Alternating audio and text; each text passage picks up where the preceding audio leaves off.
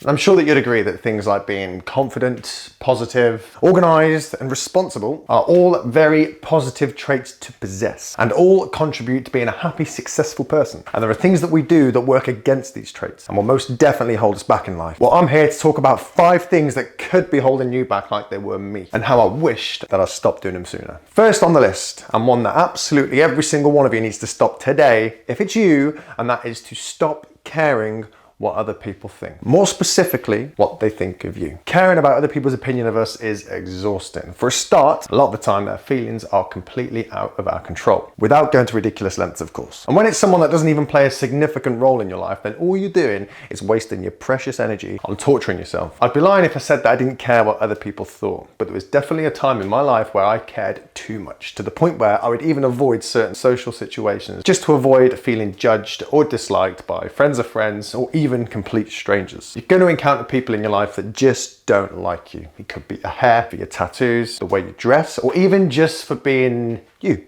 And you know what? That's perfectly okay. They don't need to like you.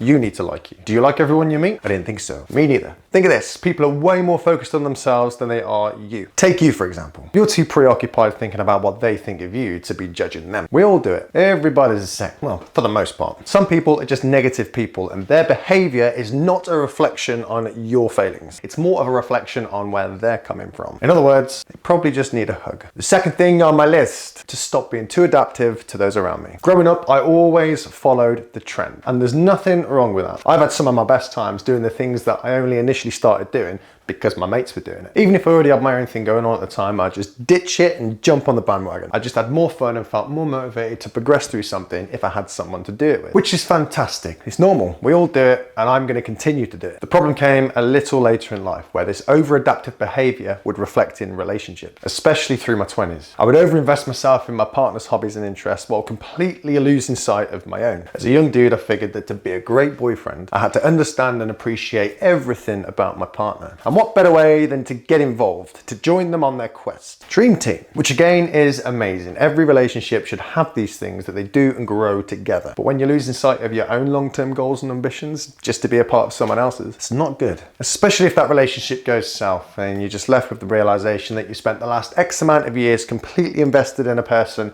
that is no longer a part of your life. Well, that was me. Twice. A healthy relationship is a sustainable one, a collaboration of 2 different people, not one person trying to be more like the other. Now, this can cause a lot of friction in the long run and may even lead to one or both of you competing against each other, which is not healthy or sustainable. Think of a relationship like a jigsaw puzzle. No 2 pieces are identical, yet they fit together oh so beautifully without no manipulation whatsoever. The third thing I wish I stopped doing sooner was being too afraid to fail. I know that I've missed out on opportunities throughout my life just because when the time to shine presented itself, I'd get inside my own head. Overthink the thought of failing, and rather than take that chance, quite often, I wouldn't even try, which not only drained me of my enthusiasm of something I was really passionate about at the time, it would just weigh me down for days, sometimes even weeks after. Take this YouTube channel, for example. I've been thinking about starting this channel for over 2 years, and the reason I haven't started it sooner was because of my first failed attempt 10 years ago. Back then, I assumed it was as simple as making a video, uploading it, boom, 1,000 subs. And because I was so enthusiastic about the content I was making, when that didn't happen, I was crushed. What if that happened again? What if this time, even after months of preparation into how to start a YouTube channel properly, I'm still crap and nobody likes me? Can you see how all this is tying in? Well, as you can see, I've started the channel.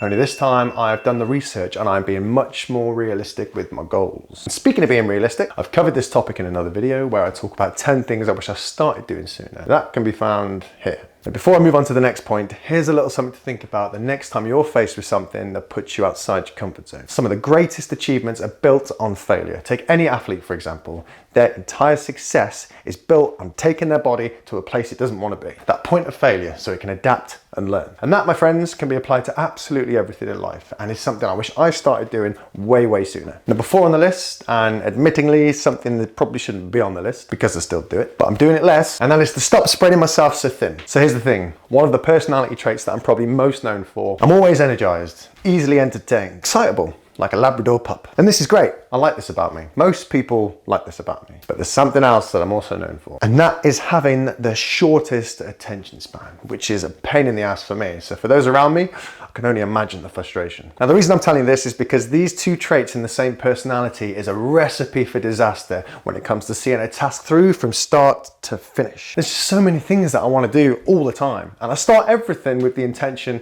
of finishing it, but it just gets so damn distracted. I'm often already thinking about something else to do before I've even started the task that I initially set out to do. And before I know it, I'm 3 words into a video script. There's no litter in the cat litter tray.